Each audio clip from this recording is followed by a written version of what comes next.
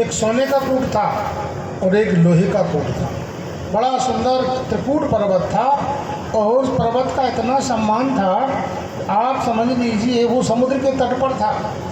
वो समुद्र की लहरें टकरा करके उसके चरणों का प्रक्षालन करती थी। ऐसा लगता था कि कोई शिष्य गुरु के चरणों का प्रक्षालन कर रहा है। और महाराज समझ लीजिए बड़ा सुंदर वो त्रिकूट पर्वत था, 10,000 योजन लंबा, इतना ही चौड़ा। और महाराज बड़ी सुंदर भूमि, पन्ने के पत्थर थे, हिरणमयी भूमि थी, नाना प्रकार के वृक्ष उसमें लगे थे, नीम, बेतस, कदम्ब, कुंद, कुर्बक, मौलश्री, अशोक, चंपा, सुपारी आदि आदि सुंदर सुंदर वृक्ष उसमें लगे हुए थे। और महाराज उसमें एक वरुण का उद्यान था। उस उद्यान का नाम था ऋतुमान। बड़ा सुंदर उद्यान था। उस उद्यान के ठीक मध्य में एक सरोवर था। उस सरोवर के चारों हरे हरे वृक्ष लगे हुए थे और महाराज हरे हरे वृक्षों की छाया के कारण उस सरोवर का जल शीतल था और उसमें सोने के कमल खिले हुए थे और वो कमलों का जो पराग था वो पानी में मिला हुआ था, तो वो जल बड़ा सुगंधित था। और महाराज ये समय जो था, कहते हैं भुवन भास्कर सूर्य नारायण जब कन्या राशि में थे, ऐसा जिसको हम लोग कुआर का महीना बोलते हैं, आश्विन का मास, तो इसमें शाम को ठंडी भी रहती है और दिन में बड़ी तेज गर्मी रहती है। तो महाराज बड़ी तेज धूप थी, गर्मी थी और उसी गिरिवर में एक गजेंद्र बहुत बड़ा हाथी निवास करता था। उस हाथी का बहुत बड़ा परिवार था। वो परिवार भी उसी गिरिवर में निवास करता था। महाराज एक दिन की बात है कि वो जैसे ही त्रिकूट पर निकला, उसको बड़ी तेज प्यास लगी। पानी को खोजते खोजते वह वरुण के उद्यान ऋतुमान में पहुंच गया।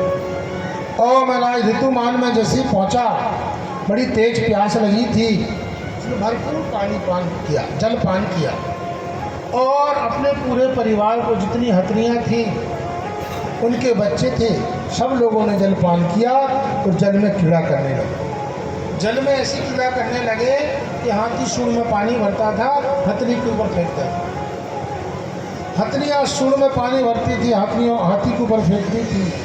बच्चे सूंड में पानी भरते थे और वो परस्पर एक दूसरे पर जल को प्रक्षिप्त करते थे। इसी प्रकार से वो जल कीड़ा जल किलोल करने लगे।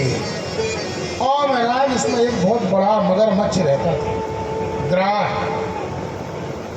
और वो ग्राह उसी सरोवर में निवास करता था। उस ग्राह ने गजेंद्र के पैर को पकड़ लिया। अब जैसे गजेंद्र के पैरों को पकड़ा, गजेंद्र विचलित हो गया, निकलने का प्रयास करने लगा। हथनियाँ जो थी बड़ी सेवा करने लगी, हाथी के बच्चे भी उसकी सेवा करने लगे। और जो कहते हैं जो विवेकहीन पुरुष होता है वो शरीर से बड़ा प्रेम करता है। रामचरितमानस में आया है, बड़ा सुंदर उदाहरण दिया है गोस्वामी तुलसीदास जी ने।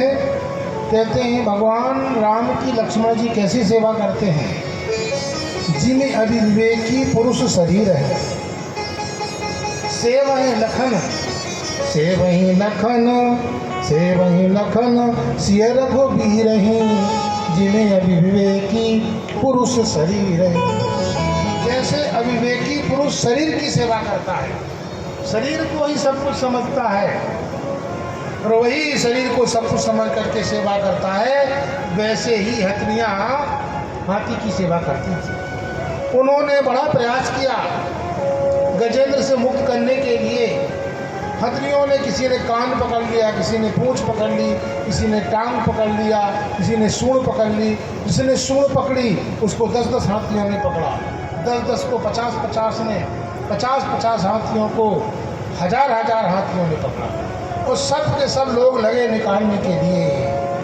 और गजेंद्र जो था कस के मस नहीं, हजारों वर्ष तक उसका समझ लीजिए युद्ध चलता रहा। अब गजेंद्र घबराया, इत्थम गजेंद्रास यदाप संकटम त्राणस्य देहि विविशो यदृक्षया। अब वो समझ गया कि तम गजेंद्र सयदाप संकटम, ये समझ लीजिए ग्राह्य नहीं है, ये ग्राह्य के रूप में साक्षात मेरी मृत्यु है, मैं इससे बच नहीं सकता हूँ। तो क्या करूँगा? भगवान की शरण में चला जाना चाहिए। नमामि मे ज्ञातय आतुरं गजा उता करण्या प्रभवन्ति मोचितुम् ग्राहेण पासेन विधातुराव्रतोऽपि अहं च तं यामि परम्परायाम्। नमामि मे ज्ञातय आतुरं गजा, मैं इतना बलशाली रहकर के भी मैं इस ग्राह से मुक्त नहीं हो सका, तो ये हथनियाँ मुझे कैसे छुड़ा सकती? महाराज हथनियाँ कुतः करण्या प्रभवन्ति मोचितुम, ये करणी अर्थात हथनियाँ मुझे मुक्त नहीं कर सकती हैं। ये गजेंद्र ग्राह के रूप में, ये ग्राह नहीं है, तो ये ग्राह के रूप में साक्षात मृत्यु है। ग्राहेण पासेन विधातुम, विधातु महाराज ग्राह नहीं है, ये मृत्यु है। अब मुझे इस मृत्यु से बचना है, तो कौन बचा सकता है?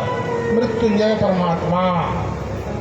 इसलिए अहं च तं यामि परम परायणम, अब मुझे उस परम परमेश्वर की शरण में चला जाना चाहिए। बुद्धि कुंठित हो गई। कहते मनुष्य पूरी ताकत लगाता है, पूरी ताकत लगा करके अपने प्रयास करता है बचने के लिए, जब नहीं बचता है तो भगवान की शरण में जाता है। आदमी को बड़े बड़े रोग हो जाते हैं, डॉक्टरों के पास जाता है, डॉक्टर मना कर देते हैं, तब फिर ज्योतिषियों के पास जाता है, पहले नहीं जाता है। आप समझ लीजिए पाप ही व्याधि के रूप में व्यक्ति के सामने आता है। बड़ा पाप करता है तो व्याधि के रूप में आता है। तो एक तो पाप ना करे तो रोग ही ना हो, और कदाचित पाप हो गया है तो पाप के मोचन का उपाय करे, पाप से मुक्त होने का प्रयास करे, तो पाप से मुक्त होने का प्रयास भी नहीं करता। डॉक्टरों के चक्कर लगाएगा, अंत में जब डॉक्टर मना कर देंगे कि अब तुम बचने वाले नहीं हो, तो फिर महाराज जी के पास चले गए कि महाराज कोई अनुष्ठान कीजिए। ब्राह्मण की शरण में चले गए, ज्योतिषी की शरण में चले गए, गुरु महाराज की शरण में चले गए।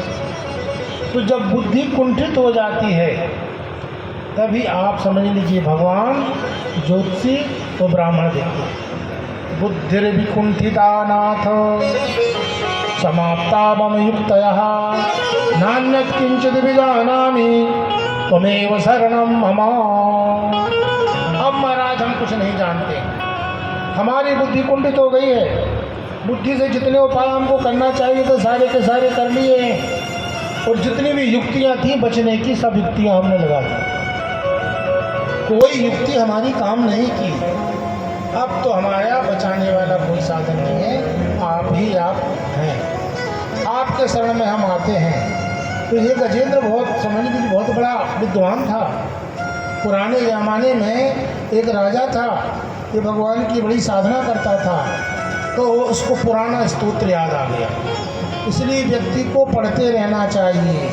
पढ़ताम नास्ति मूर्खत्वम जपताम नास्ति पापत्वम। जो व्यक्ति जप करता है, जप करने वाले के पास पाप नहीं आता, और जो व्यक्ति पढ़ता है, पढ़ने वाले के पास मूर्खता नहीं आती। मूर्खता आप समझिए घर खोजती है कि कोई व्यक्ति मिल जाए मैं उसका आश्रय लेकर के जिंदा रहूं, तो वो खोजती है। जब आदमी पढ़ता है तो उसको देख करके भाग जाती है।